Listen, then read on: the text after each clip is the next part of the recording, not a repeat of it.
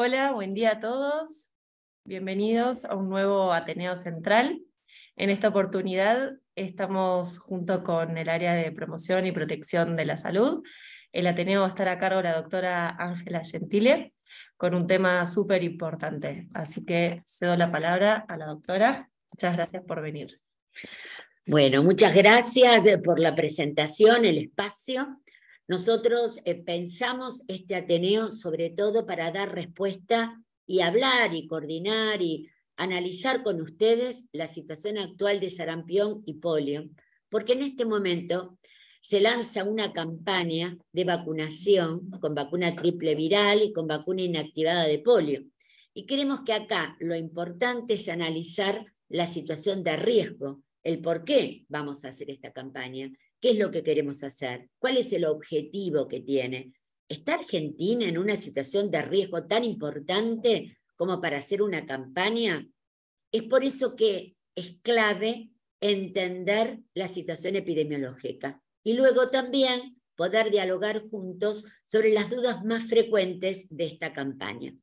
Yo voy a coordinar este Ateneo, la presentación va a estar a cargo de la doctora Florencia Lución. La doctora Lución es médica pediatra, epidemióloga, una maestría en salud pública.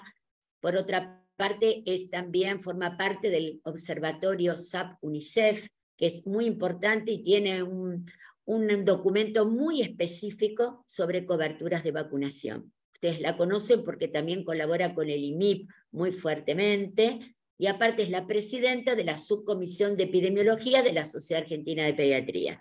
A lo cual le pedí que nos pusiera un poco al tanto de cuál era la situación. En este momento, con coberturas subóptimas en Argentina, ¿cuál es el riesgo de sarampión y polio, de una reintroducción, fundamentalmente? Entonces, los primeros 20-25 minutos vamos a ver la situación epidemiológica. Y luego viene también otro espacio que para mí es muy rico, y que va a colaborar Florencia con nosotros, pero también se va a incorporar la doctora Florencia Nolte. La doctora Nolte es médica pediatra, epidemióloga, forma parte del equipo de epidemiología del Hospital de Niños. Ella trabaja focalizadamente en todo lo que es el vacunatorio, el programa de inmunizaciones, y por otra parte también trabaja muy fuertemente como asesora en inmunoprevenibles. Y ahora está en este momento trabajando actualmente en un asesoramiento a la Organización Panamericana de la Salud. Así que la verdad que su mirada también regional es muy importante, y también poner en contexto la situación de Argentina. Y en esta segunda parte vamos a focalizar en preguntas, que sea muy dinámico, muy abierto, todas las preguntas que les parezcan importantes. Es clave poderlas presentar porque queremos el éxito de esta campaña. Argentina juega mucho en esta campaña. Las coberturas no son buenas y todos lo sabemos, pero tenemos ahora la ocasión, la gran ocasión, de poder encontrar los chicos no vacunados, incompletamente vacunados, y poder hacer frente a una situación epidemiológica que realmente es complicada. Así que bueno, esperando que realmente este espacio sea útil y que podamos impulsar esta campaña, que estamos en la primera semana, voy a dejar a la doctora Lución, que nos va a hablar un poco sobre toda esta realidad y este riesgo país que estamos enfrentando. Adelante, Florencia. Bueno.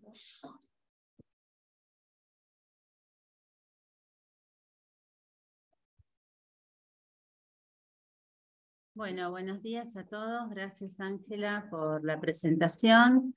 El objetivo justamente de esta charla va a ser comentar la situación epidemiológica de sarampión y de poliomielitis y el impacto que las bajas coberturas de vacunación pueden tener sobre estas enfermedades inmunoprevenibles en eliminación. Ahí está. Bueno, como ustedes saben, tanto la poliomielitis como el sarampión y la rubiola son enfermedades potencialmente erradicables, ya que tienen un único reservorio que es el ser humano, y por otro lado, contamos con vacunas que son seguras y eficaces para su prevención.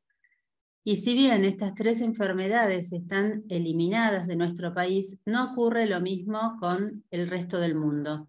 Por lo tanto, para poder sostener los logros que hemos adquirido, necesitamos lograr elevadas coberturas de vacunación y también tener un sistema de vigilancia epidemiológica que sea sensible, capaz de captar todos los casos. Bueno, el sarampión representa aún hoy una de las principales causas de muerte en el mundo por enfermedades inmunoprevenibles. Ya como pueden ver, en el año 2019 se han reportado más de 200.000 muertes por esta causa. Y una de las principales características de esta enfermedad es su elevada contagiosidad. Fíjense que tiene un número reproductivo básico muy elevado.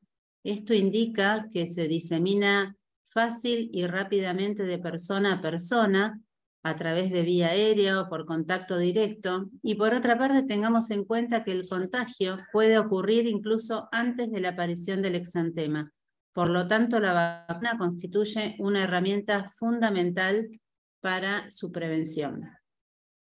Bueno, este es el mapa mundial que representa la incidencia global del sarampión. Podemos ver que continúa siendo un problema de salud pública en todas las regiones del mundo, pero nos preocupa fundamentalmente la situación de Brasil, que como pueden ver está marcado en rojo, así como Estados Unidos y distintos países de Europa, en un momento en el cual hay una gran movilización de personas y en un contexto de disminución de las coberturas de vacunación. Bueno, en nuestra región, como podemos ver en este gráfico, la circulación endémica de sarampión se interrumpió en el año 2002, y ya en el año 2016 se declaró la región de las Américas libre del virus sarampión endémico, siendo la primera región del mundo en lograr este objetivo. Pero bueno, lamentablemente un año después, en 2017, aparecieron en Venezuela los primeros casos y se inició un brote que se extendió a los países vecinos. Y ya en el año 2019 se registró la mayor tasa de incidencia, que como pueden ver, tuvo más de 41.000 casos confirmados en 18 países de nuestra región. Bueno, este aumento de casos, como pueden ver, se produjo a expensas de grandes brotes en Venezuela y en Brasil, donde la circulación se extendió por más de un año, y esto resultó en que ambos países perdieron el estado de eliminación. Lamentablemente, también debido a esta situación, la región de las Américas se dejó de considerar libre de sarampión, a pesar de que 33 de los 35 países miembros aún mantienen el estado de eliminación. Bueno, a la fecha Venezuela logró interrumpir la circulación viral, se encuentra actualmente en un proceso de recertificación, pero en Brasil aún continúa la circulación activa del virus. Y como podemos ver también en este gráfico, las coberturas de vacunación con triple viral son subóptimas, tanto para la primera como para la segunda dosis. Bueno, esta es la situación en Argentina. Fíjense que desde que se implementó la vacunación, que inicialmente era en forma de operativos o de campañas, hasta el año 98, donde se introdujo al calendario la vacuna triple viral, previo a esta situación, bueno, sarampión causaba brotes muy extensos, más de 60.000 casos, eran brotes que se repetían cada 2 o 3 años y que afectaban fundamentalmente a los menores de 5 años. Luego, ya en el año 2000, se produjo en nuestro país el último caso endémico. Entre el año 2000 y el 2018 se reportaron 43 casos importados, pero o relacionados a la importación. Ya en el año 2019, producto del gran aumento de casos que hubo en todo el mundo y especialmente en nuestra región, se inició en nuestro país el mayor brote desde la eliminación de la circulación endémica. Y acá les voy a mostrar un poco de qué trató este brote. Es un brote que se extendió entre la semana 33 del año 2019 a la semana 12 del año 2020, se confirmaron 199 casos, de los cuales 179 fueron de origen desconocido y 20 casos fueron importados. Pudimos también identificar que este brote se produjo a expensas del genotipo de 8 linaje Hirsomnat.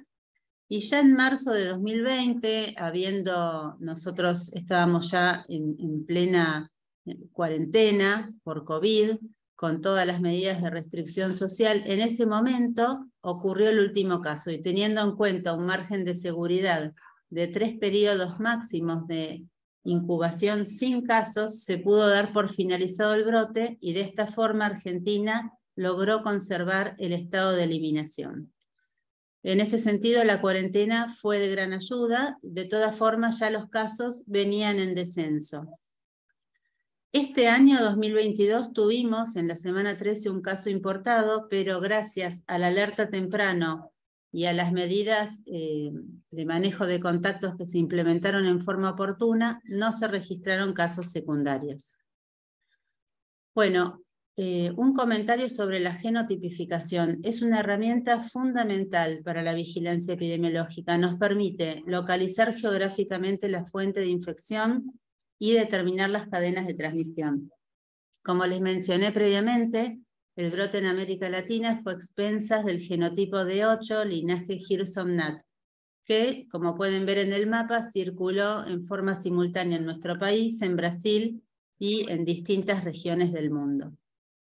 Bueno, para resumir hasta acá, entonces sabemos que Argentina mantiene la condición de país libre de sarampión, pero que este virus continúa circulando activamente en otros países de la región y del mundo. Y ante el contexto que estamos viviendo actualmente de disminución de las coberturas de vacunación, existe un elevado riesgo de importación de casos y desarrollo posterior de un brote. En esta línea de tiempo, quería mostrarles todos los antecedentes que tuvieron como meta la eliminación del sarampión, de la rubiola y del síndrome de rubiola congénita. Y bueno, no las menciono juntas por casualidad, sino porque estas 3 entidades forman parte del programa de eliminación de sarampión, rubiola y rubiola congénita, que tiene como base la vigilancia de enfermedad febril exantemática. Entonces, en este plan tenemos 2 pilares fundamentales. Por un lado, la vacunación, y por otro lado, la vigilancia. En relación a la vacunación, debemos sostener coberturas superiores al 95%. Y en relación a la vigilancia, esta tiene que ser una vigilancia de calidad, tiene que ser sensible, por eso la definición de caso, como pueden ver, es bien amplia. Son pacientes de cualquier edad que se presenten con un cuadro de fiebre y exantema, o pacientes en los casos el trabajador de la salud sospeche alguna de estas entidades. Cuando decimos que el sistema de vigilancia debe ser de calidad, nos referimos a que no puede pasar por alto ninguno de estos casos. Bueno, volviendo a la vacunación, sabemos que nuestro calendario nacional incluye un esquema de 2 dosis. La primera a los 12 meses de vida, que tiene como objetivo proteger al grupo de mayor riesgo de sufrir complicaciones y muerte. La segunda dosis al ingreso escolar cubre la falla primaria de la vacuna. Recordemos que todos los mayores de 5 años, en base a nuestro esquema, ya tienen que acreditar 2 dosis de vacuna con componente sarampión, incluidos los adultos. Pero las personas nacidas antes de 1965 no requieren vacunarse, ya que se consideran inmunes por haber tenido contacto con el virus en brotes previos. En cuanto al personal de salud, tienen que acreditar 2 dosis de vacuna contra sarampión o una serología IgG positiva que indique que tiene inmunidad para sarampión. Bueno, otra situación importante es la de los residentes de Argentina que tengan que viajar al exterior. Bueno, sabemos que hay ciertos grupos que tienen recomendaciones especiales. Uno de ellos es el grupo de 6 a 11 meses. Estos pacientes deben recibir una dosis adicional, que es una dosis 0, que luego no será tenida en cuenta como dosis de calendario de vacunación. A los 12 meses ya los pacientes reciben la dosis que les toca por calendario, y a partir de los 13 meses pueden recibir la segunda dosis. O sea que los mayores de 13 meses para viajar requieren 2 dosis de vacuna triple viral. Debemos desaconsejar fuertemente el viaje para embarazadas que no tengan un antecedente comprobable de vacunación con vacuna triple viral o doble viral o una serología negativa para sarampión. Y lo mismo ocurre con los menores de 6 meses, que es el grupo justamente que no puede recibir la vacuna y que son los que tienen mayor vulnerabilidad para adquirir esta infección. Bueno, y además de las dosis de calendario, que todos conocemos bien, con el fin de evitar la acumulación de susceptibles que se producen inevitablemente, ya sea por bajas coberturas o por la falla primaria de la vacuna, existen las campañas de vacunación. Inicialmente estas campañas fueron las de puesta al día, pero ya en el último año y actualmente se realizan las campañas de seguimiento, como la que se inició esta semana. Son campañas que se repiten cada 4 a 5 años, que es el periodo en el cual se estima que la cantidad de personas susceptibles iguala una cohorte de recién nacidos vivos. Y esto implica un riesgo de brote ante la aparición de un caso. Bueno, como podemos ver en los últimos años las coberturas fueron subóptimas y en el año 2020 se llegó a un 77 y a un 71%, tanto para la primera como para la segunda dosis de triple viral. Podemos ver también que en el año 2021, si bien los resultados continúan siendo bajos, bueno, muestran una leve mejoría, son algo alentadores. Por otro lado, si miramos los mapas, podemos ver que las coberturas son heterogéneas en las distintas jurisdicciones del país. Bueno, en nuestro país las coberturas de vacunación, si bien ya venían registrando un descenso paulatino entre los años 2009 y 2019, este descenso se vio francamente agravado en 2020, producto de la pandemia, y en ese año ninguna vacuna de nuestro calendario nacional logró alcanzar el 80% de cobertura. Y esto implica un incremento sustancial de personas susceptibles que favorece el escenario de reemergencia de las enfermedades inmunoprevenibles. Bueno, ahora volvemos al tema de la vigilancia. Recordemos que cuando estemos en presencia de un caso de enfermedad febril exantemática, estas 3 acciones deben ser realizadas en forma inmediata y en forma simultánea. Lo primero que hacemos es aislar al caso índice. El aislamiento se va a producir por 7 días. El paciente no puede circular en transporte público, no puede circular dentro de la institución. En caso de requerir hospitalización, se debe proceder a un aislamiento respiratorio. ¿Y los padres, Flor?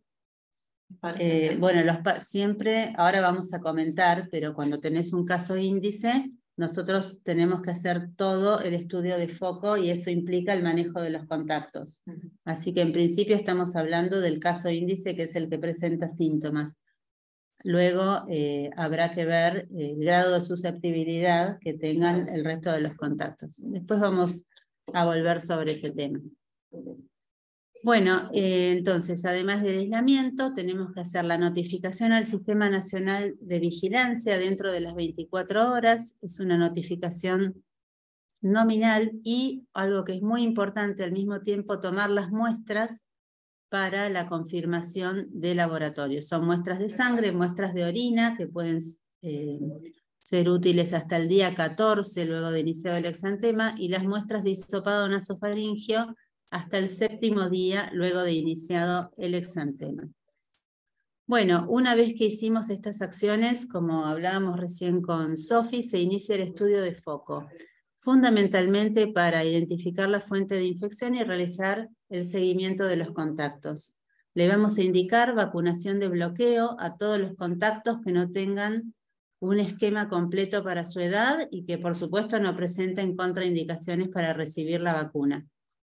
En caso contrario, los grupos que no puedan vacunarse, como son los menores de 6 meses, las embarazadas o los inmunosuprimidos, debemos indicarles gamma globulina hasta el 6º día posterior al contacto, con el objetivo de disminuir las posibles complicaciones de la enfermedad.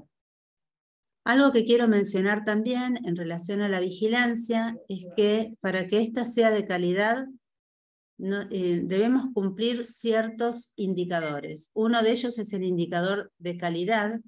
Este indicador implica que tenemos que notificar al menos 2 casos de enfermedad febril exantemática cada 100.000 habitantes por jurisdicción.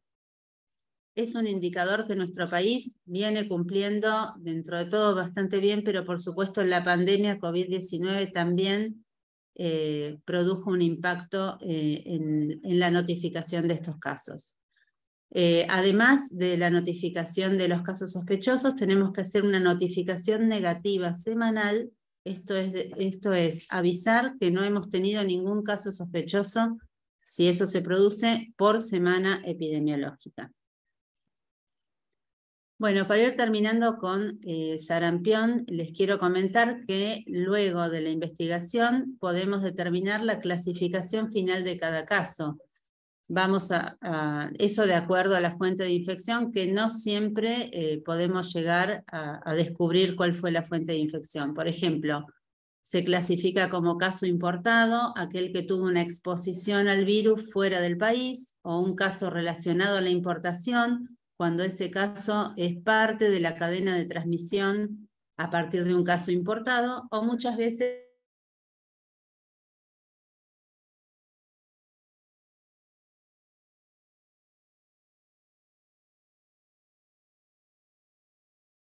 la transmisión no se interrumpe durante un periodo superior a 12 meses, que es la situación que les comenté previamente que ocurrió en Venezuela y en Brasil. Y el último tema, ahora sí, este es un tema muy importante y es una consulta que en época de campaña surge muy frecuentemente. Es en relación a los efectos adversos de la vacuna triple viral. Sabemos que esta vacuna es una vacuna viral atenuada, cuyos efectos adversos en general son leves, y entre ellos hay un 5 a un 15% de vacunados que puede desarrollar un cuadro de fiebre y exantema entre el día 5 y 12 post vacunación. Este antecedente siempre tiene que ser tenido en cuenta a la hora de evaluar un paciente con exantema y fiebre. Tenemos que realizar el estudio de laboratorio siempre que este cuadro se haya iniciado o 5 días antes de la vacunación o 12 días posteriores a la vacunación, o si el paciente, además de fiebre y exantema, presenta un cuadro de triple catarro, o el profesional que lo asiste tiene una alta sospecha, ya sea por datos clínicos o epidemiológicos. En estos últimos casos es independiente del tiempo de vacunación. Y un detalle que no quiero dejar de mencionar es que también estos casos no solo deben ser notificados como enfermedad febril exantemática, sino que también deben ser notificados como ESAVI, independientemente de si se tomará o no muestra para laboratorio. Bueno, pasamos ahora sí al segundo punto de esta presentación, que es la situación de poliomielitis, que es una enfermedad que, si bien está en plan de erradicación, sabemos que aún existe un riesgo tangible de reintroducción, ya sea por un virus salvaje como por casos que son producidos por virus vacunales, muchas veces asociados o derivados de la vacuna, que ahora vamos a ver bien cuál es la diferencia, y que logran, a través de mutaciones, recuperar la neurovirulencia.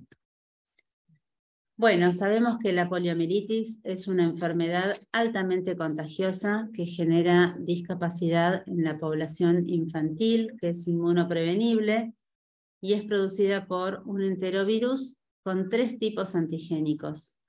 Bueno, como pueden ver, el polio tipo 2 fue erradicado en el año 2015, el último caso ocurrió en el 99, el poliovirus tipo 3 fue erradicado en 2019, el último caso ocurrió en 2012, y actualmente el único poliovirus que causa casos de poliomielitis en los países endémicos es el de tipo 1.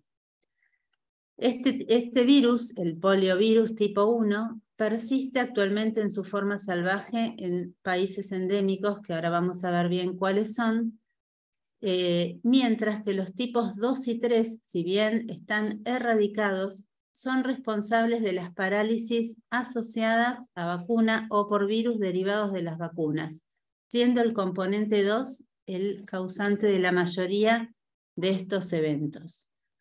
Bueno, y acá vamos a recordar un poco cuáles son las diferencias entre estas situaciones. Cuando hablamos de parálisis asociada a la vacuna, hablamos de una situación en la cual en el intestino de entre 1,5 millones a 3,5 millones de personas vacunadas con la primera dosis, el virus sufre un cambio a una forma más agresiva y puede desarrollar la enfermedad en él o en sus contactos cercanos. Estos virus tienen una semejanza genética superior al 99% con el virus vaccinal y el riesgo de sufrir este tipo de mutaciones es mucho más frecuente en pacientes inmunocomprometidos. Por otra parte, cuando hablamos de virus derivados de la vacuna, son aquellos virus que han sufrido mutaciones. Muchas veces esto ocurre a lo largo del tiempo. Estas mutaciones permiten recuperar su capacidad neuroagresiva y esto es una situación que puede ocurrir en comunidades con bajas coberturas de vacunación, donde el virus puede circular y causar brotes. Estos virus tienen una semejanza genética que es menor, es inferior al 99% en relación al virus vacunal. Y los virus derivados de la vacuna, especialmente los de tipo 2, son los principales agentes causantes de estos casos. Bueno, si miramos el mapa mundial, podemos ver que hoy en día más del 80% de la población mundial vive en zonas libres de polio y que solamente en 2 países de la región del Mediterráneo Oriental continúa la circulación endémica del poliovirus salvaje tipo 1, que son Afganistán y Pakistán. Por otro lado, también sabemos que hay una tendencia creciente de brotes de polio por virus derivados de las vacunas, fundamentalmente en países de África y de Asia.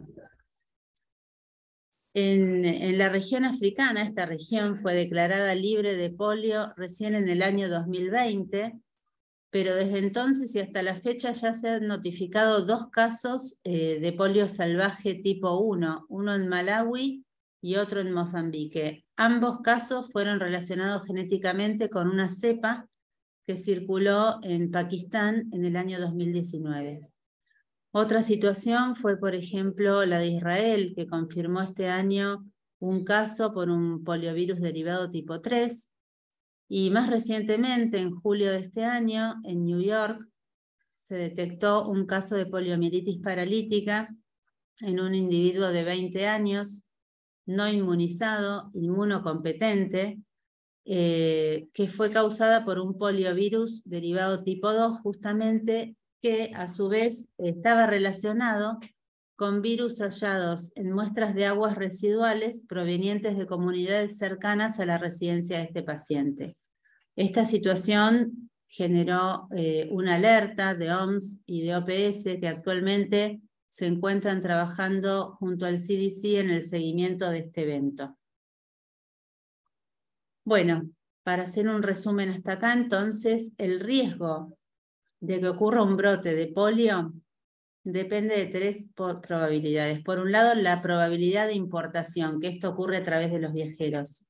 Por otro lado, la probabilidad que tengamos como país de detectar oportunamente un caso importado, ya sea de polio salvaje como de un virus derivado de la vacuna. Y acá entra en juego la importancia de la vigilancia epidemiológica. Y por último, la probabilidad de que una vez ingresado un caso, este se transmita. Y acá la importancia de mantener buenas coberturas de vacunación y que nuestra población esté bien protegida.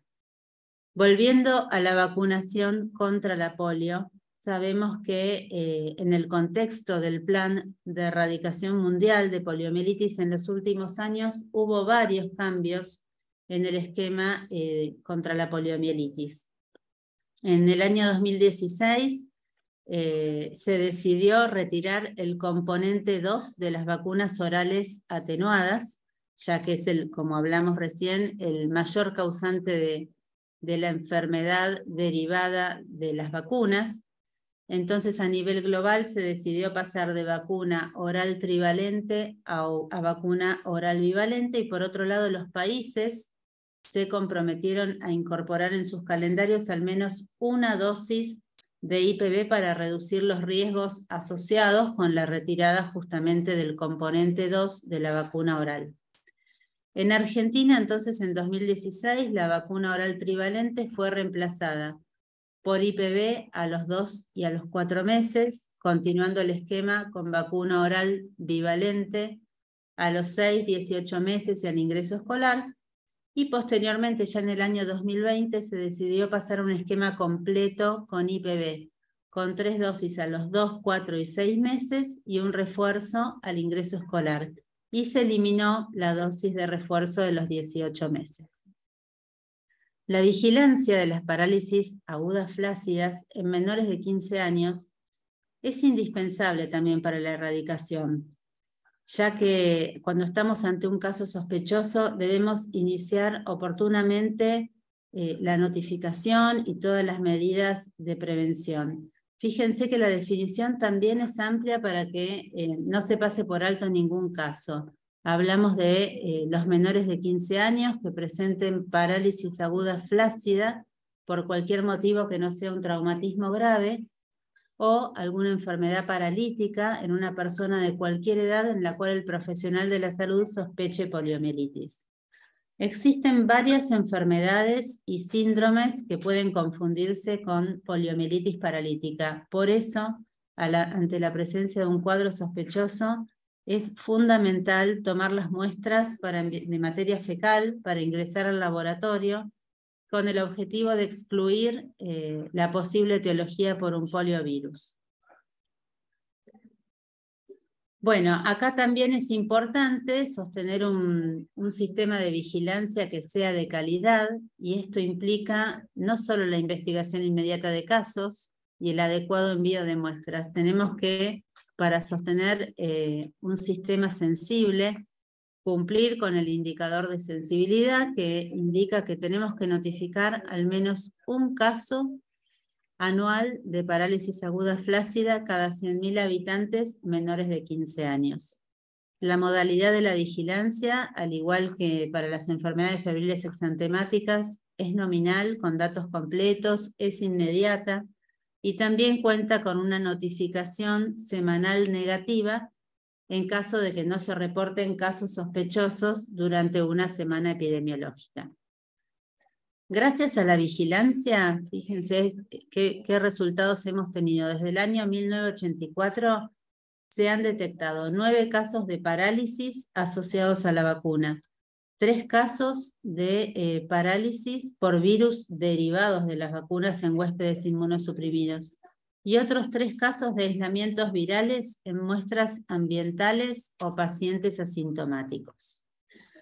Bueno, y acá en este gráfico vemos las coberturas de vacunación. Sabemos que para sostener la eliminación son necesarias coberturas superiores al 95%, y hace varios años que no logramos alcanzar este valor. Por supuesto, sabemos que el contexto de la pandemia no ayudó, pero bueno, tenemos que continuar trabajando en ese aspecto. Y al igual que en nuestro país, el resto del continente tienen las mismas dificultades. Fíjense el último mapa, el del año 2020, que muestra que la gran mayoría del territorio tiene bajas coberturas.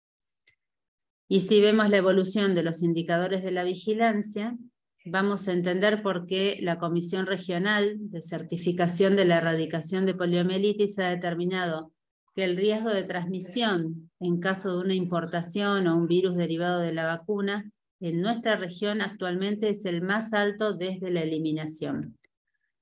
Fíjense que Argentina se encuentra ubicado en el grupo de países con alto riesgo dentro de la región.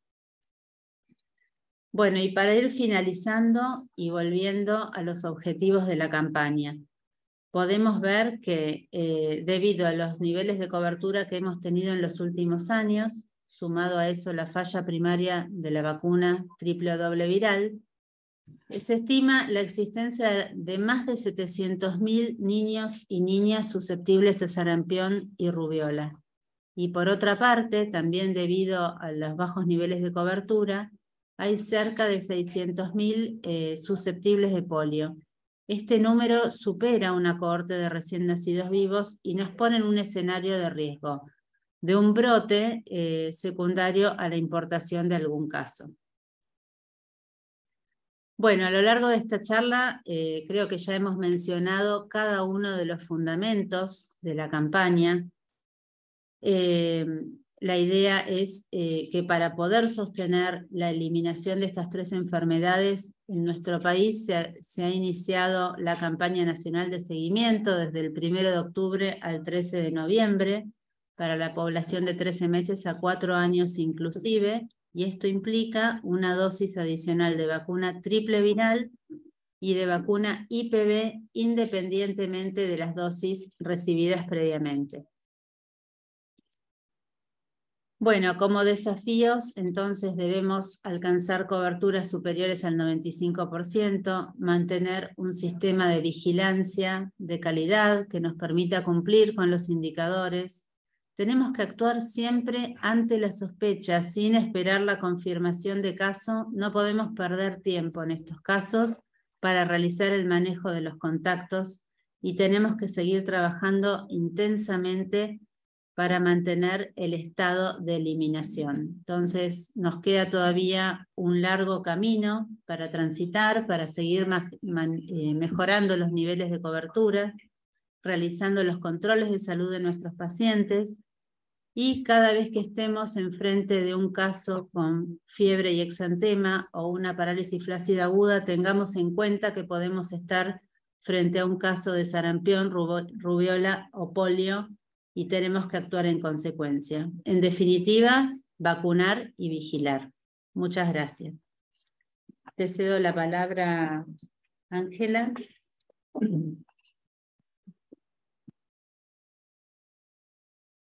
Muchas gracias, Florencia, por esta revisión tan exhaustiva que nos muestra los fundamentos de esta campaña y sobre todo cuál es la situación de Argentina.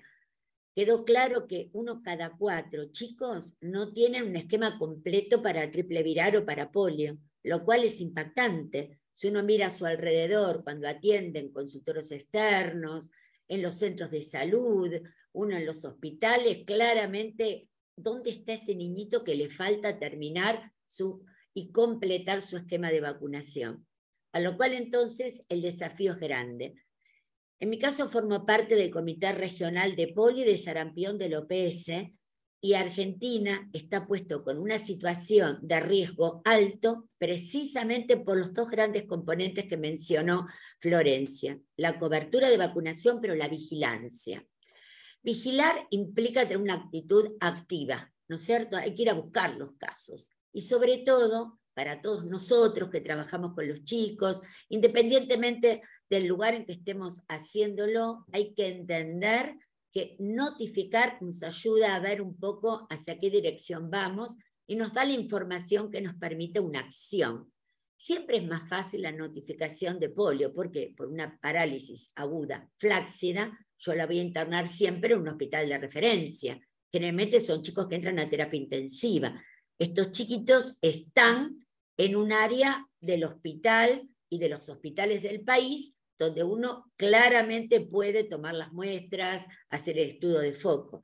A mi criterio, el gran desafío es la enfermedad febril aguda exantemática. Es la que se ve en ambulatorio claramente, y a veces cuesta notificar. Y si uno no notifica con rapidez, evidentemente se nos pueden escapar casos. Y si se escapa un caso de sarampión, no es gratuito. Es una de las enfermedades más transmisibles que hay. Entonces ahora viene el momento que para mí es clave, que es intercambiar y analizar preguntas. Y me está acompañando ahora la doctora Florencia Nolte. Florencia, una primera pregunta que te la hago yo antes de empezar con las preguntas del público. ¿Podemos vacunar vacunas COVID junto con vacuna triple viral y vacuna polio, ahora que estamos tratando de instalar la vacunación COVID en lactantes y en los chiquitos preescolares, escolares, ya hubo varios ateneos que marcamos la importancia de vacunar pediatría y adolescentes. Pero ahora viene la campaña. ¿Qué le decimos a los pediatras? ¿Qué les decimos a las mamás? Bueno, buenos días, ¿qué tal? Muchas gracias. Gracias, Ángela, por tu introducción y por la pregunta. Porque viene muy bien en este momento en que se está tratando de que los chicos se vacunen con COVID también, sin desatender, por supuesto, el tema de la campaña, que por lo que presentó Florencia es absolutamente prioritario y nos pone en una situación de riesgo como país, como ya lo plantearon. Y estas dos vacunas se pueden dar juntas, no hay ningún inconveniente. Se pueden dar tanto juntas como con cualquier intervalo entre ellas. Se pueden dar una el día antes, el día después. No hay inconveniente, no hay interferencia, ni hay mayor número de efectos adversos cuando se dan en forma conjunta. Perfecto, muchísimas gracias y esto es un punto clave. Recuerden que el único intervalo que uno tiene que cuidar es entre dos vacunas replicativas, lo que serían virales atenuadas, por ejemplo. 2 dosis de sarampión, triple viral, una triple viral, una varicela. Y COVID no es una vacuna replicativa, son vacunas inertes, independientemente de la plataforma. Veámosla globalmente como agente no replicativo, tanto sea ARN mensajero, inactivada, subunidad proteica o vacunas vectoriales. Entonces no hay inconveniente, cumplen las leyes generales. Podemos darlas simultáneamente, como dijo Florencia, o con cualquier tipo de intervalo. Creo que ya están llegando algunas preguntas, ¿no es cierto? Así que sería bueno mencionarlas porque obedecen aspectos muy prácticos de la campaña. Adelante, por favor. Bueno, acá hay una primera pregunta de Gabriela Watson que dice, considerando que con la segunda dosis salvaríamos la falla primaria de la vacuna, y viendo que la campaña indica vacunar niños de 13 meses a 4 años, independientemente de las dosis recibidas, quería preguntar si esto se debe a posibles errores en la lectura del carnet del inspector de salud o si existe otro motivo. No. Esa es una primera. A ver, Florencia, contanos un poco. Cuando se decide hacer una campaña, se trata de hacer que los lineamientos sean absolutamente claros y que la vacunación llegue a toda la población. No se hacen contemplaciones individuales, sobre todo en una vacuna que no tiene un gran número de efectos adversos, y si se dan los efectos adversos son relacionados a la primera dosis porque es una vacuna a virus vivos atenuados. Como siempre es peor el contacto con el virus salvaje que con el virus vaccinal, no hay inconveniente en dar muchas dosis de estas vacunas y es preferible que el chico quede bien protegido y se vacuna a todos, independientemente del número de dosis recibidas. Este es el lema de la campaña. Esto creo que es una muy buena acotación. No ofrece riesgos el tema del hecho de tener varias vacunas triple viral. Y recuerden que la dosis de campaña es una dosis no incorporada a calendario. Florencia, si yo tengo un chiquito que cumple ahora 1 año, el 1 de octubre, y le doy el esquema del año, ¿le doy la dosis de campaña y cuándo se la doy? ¿Conviene dársela o no? Bien, como ustedes saben, los lineamientos de la campaña hablan de 13 meses a 4 años, 11 meses y 29 días. O sea, el chiquito que tiene 1 año en este momento, yo le tengo que dar la dosis que le corresponde por calendario.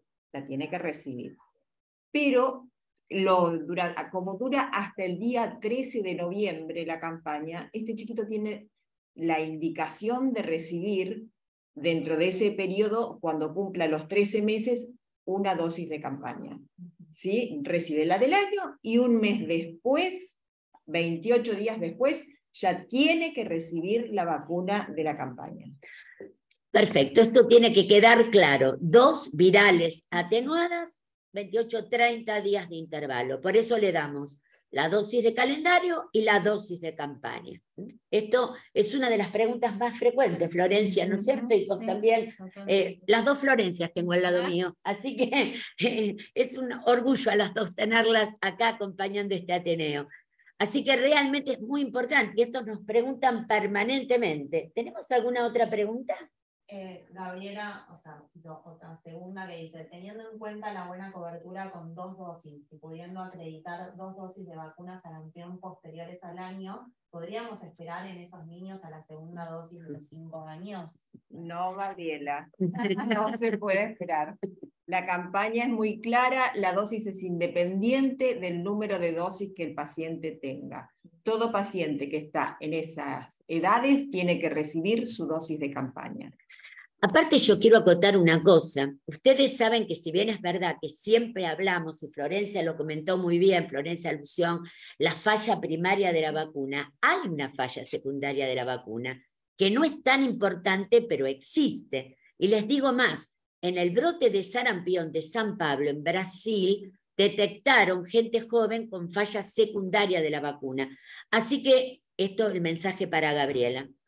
Olvídate de las 2 dosis y que todo esté tranquilo, muy bien, episodio concluido. No hay nada concluido acá, porque incluso existe la dosis o esta falla secundaria. Por eso hay que vacunar independientemente del número de dosis. Porque puede pasar que un chico ahora, en la edad de la campaña, es decir, entre el año, los 13 meses, mejor dicho, y los 4 años, 11 meses y 29 días, puede ser que tenga más de una dosis, ¿no es cierto, Florencia? Esto puede pasar. ¿Y qué hacemos entonces? Recibe la de campaña. Muy bien. Aprovecho para hacer una, Florencia, adelante. pregunta a la otra Flor, para que quede claro también, porque es una pregunta bastante frecuente. ¿Qué pasa si la situación es a la inversa? Si el paciente tiene entre 13 meses y 4 años y tiene un esquema trazado y nunca recibió la dosis del año. En este caso se prioriza la dosis de campaña. Ahí está. A la inversa de lo que hicimos con la vacuna del calendario, que se daba la de un año, porque la campaña comienza a los 13 meses, en este caso lo que se hace es dar la dosis de campaña y recitar al paciente, como el intervalo que bien marcó la doctora Gentile, de 28 días para que reciba su dosis de calendario, como corresponde. Perfecto. Es decir, como ven, tenemos claro esto que ya Florencia, tanto Florencia Nolte como Florencia Alusión lo marcaron bien. Acá lo importante es que se reciba la dosis de campaña, independientemente de la cantidad de dosis previas. Por eso los pediatras no tenemos que empezar a decir, bueno, ya tiene 2 dosis, ¿para qué? No. Vacunamos directamente y completamos. Y esa es la consigna que muy bien comentó Flor de la campaña. Uno no hace campañas individuales, no hago una campaña propia para el paciente A, otra propia para el B, a este no porque es el C y puedo hacer otra cosa. Las campañas son masivas y la situación de Argentina no permite ningún resquicio. Tenemos que salir a vacunar para evitar la importación. Recuerden la calificación de Argentina, alto riesgo, tanto para sarampión como para polio.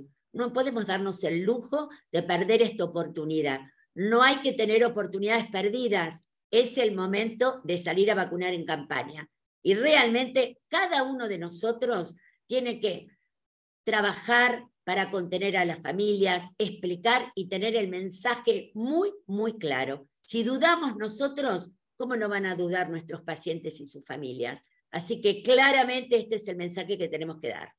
Tenemos más preguntas, ¿no es cierto? Yo quiero hacer una pregunta Adelante. general de vacunas. Como estamos viendo muchos esquemas atrasados, no tenemos que perder la oportunidad. Vienen pacientes sin el carnet de vacuna. ¿Cómo se maneja el vacunatorio para constatar efectivamente que está atrasado y cómo proceden a completar el esquema en esa instancia antes de que se vaya al hospital y perdamos esa oportunidad? Bueno, nosotros nos manejamos mucho con los registros electrónicos, no solamente no el NOMIVAC, digamos, esos registros institucionales, sino que si hay alguna posibilidad de que nos manden un registro vía WhatsApp, por ejemplo, una foto, eso tiene validez, porque la foto viene en todos los sellos, lotes, etcétera, y de acuerdo a eso nos guiamos. Ahora, si no hay ninguna posibilidad de tener acceso a algún registro confiable, el paciente se toma como no vacunado y se vacuna de cero. Okay. ¿Sí? Y si llegara un paciente en esas condiciones, ahora en el contexto de campaña, se le adaptaría, digamos, todo su esquema lo recibiría como corresponde, pero las dosis que están incluidas dentro de las campañas se pondrían como campaña, Claro. y se lo recitaría para que reciba sus dosis de calendario después de pasado un mes. Bien. Esta pregunta me permite, es muy interesante la pregunta, porque habla de un tema que va más allá de la campaña, que es la nominalización. ¿Mm? ¿Qué quiere decir esto? Nosotros aprendimos con las vacunas COVID que cada vacuna que se aplicaba era con una plataforma en la cual se entraba el nombre, apellido, el DNI fundamentalmente, se veía la cantidad de dosis previas y la plataforma permitía después, cuando uno daba la segunda dosis COVID, rápidamente con el número de DNI encontrar los datos. Y así sabíamos qué tipo de vacuna se daba, cuándo se dio. Esto fue un adelanto de lo poquito, yo diría no dejó nada la pandemia, porque tener una pandemia no es nada positivo, pero por lo menos pudimos avanzar en plataformas informáticas que nos permitan nominalizar. Esta campaña va a ser nominalizada también. ¿Qué quiere decir? No se va a hacer como antes, con una planilla de papel, paloteos, crucecitas, no. También se entra el paciente con DNI y eso va a implicar que va a quedar agendado electrónicamente su dosis de campaña. Esto es importante a futuro, porque puede haber un viaje, como lo comentó Florencia, puede haber alguna situación. Y el año que viene, la idea es que todo el país tenga nominalizado el esquema de vacunación. Y esto va a sincerar mucho las coberturas. ¿Por qué? Porque si yo tengo a Juancito Pérez, que se vacunó en Cava porque vinieron un fin de semana o porque viven en la zona de Merlo, pero después sigue vacunándose en Merlo, el país tiene que darle y ofrecerle a las familias un sistema tal que cuando en cualquier lugar, en cualquier jurisdicción, yo pongo el DNI de Juancito, independientemente de dónde esté ubicado geográficamente, salte todo su calendario. Y este tema de que perdí el carnet, cada día va a ser un problema menor. Por eso me gusta esa pregunta, porque a futuro vamos a tener la posibilidad de encontrar todas las vacunas en estas plataformas. Se está trabajando en el país, ya hay jurisdicciones muy adelantadas. Cava lo está haciendo informáticamente, Santa Fe fue una de las primeras que lo hizo, hay muchas jurisdicciones, realmente no quiero mencionar ninguna porque sé que todas están trabajando muy fuertemente en esta línea de nominalizar. Y la idea para el año que viene es que, independientemente de los sistemas, haya, desde el punto de vista técnico, un linkeo, se unan las plataformas para poder capturar a los pacientes, a los chicos nacidos, y poder tener un esquema online. Esto evidentemente va a ser algo muy importante para el país, porque vamos a poder tener coberturas en tiempo y en forma, y sobre todo poder hacer seguimiento de los incompletamente o no vacunados. Y este tema que muy bien se plantea acá, de perdí el carnet, ¿qué hago? Ya no va a ser más, porque yo me conecto, busco el DNI y tengo todo lo que se vacunó. Y esto a futuro es un logro muy, muy importante y hacia eso estamos abocados. COVID y todo lo que nos enseñó la vacunación COVID, que todo el país trabajó tan fuertemente en esa línea, nos ha permitido ahora también usar la misma, digamos, plataformas y el mismo conocimiento como a poder trabajar también en forma nominalizada, ¿no es cierto? ¿Tenemos más preguntas? Silvia pregunta, niña de 18 meses que recibió esta semana quíntuple y no pentavalente, ¿puede indicarse solamente triple viral de la campaña? Se tiene que indicar la triple viral de la campaña y cuando haya pasado un mes de que recibió la quíntuple, tiene que recibir la... Ah, bueno, 18 meses me decís. 18 meses que recibió la quíntuple. No, bueno, la de 18 meses, pero la recibió fuera del periodo de campaña. Va a tener que esperar.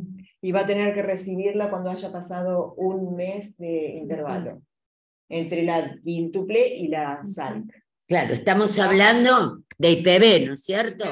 IPV. No es pentavalente, por eso aclara que no es pentavalente, o sea que tiene un componente extra de IPV. En ese caso va a tener que recibir la triple viral y una dosis de IPV una vez pasado un mes de que recibió la pentavalente con sol. Sí. Otra cosa interesante es que comentó Florencia que en el esquema actual de Argentina, a los 18 meses, no damos inactividad de polio más, ¿sí? Sin embargo, todos sabemos que en privado se están usando combinaciones vaccinales como el hexavalente, que contiene IPV. ¿Esto es una contraindicación?